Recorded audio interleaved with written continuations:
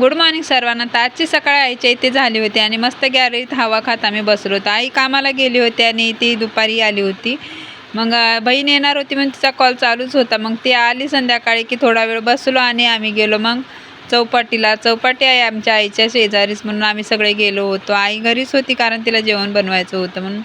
मग पोरांनी मस्त राईडवर खेळले, पाळणे खेळले. तिथे खूप साऱ्या व्हरायटीज आहेत खेळायसाठी. फुलं वेगवेगळ्या प्रकारचे, वेगवेगळ्या जातीचे आणि मोगऱ्याचा सुगंध पण खूप छान होता. आर्यन, आयुष आणि वंश खूप एन्जॉय करत होते. मग त्यांचं बघून आमची इच्छा झाली खेळायची. झोक्यावर बसले, मस्त झोके खेळून घेतले आणि मग इकडे भाऊजीचा कॉल चालू होता आमच्या. तिला म्हणलं चल आपण मग बसूया, एक्सरसाइज करूया, जरा तुझं वजन कमी करूया म्हणून तिला तिथे थांबवले आणि गोल गोल फिरवले आणि मीही फिरले.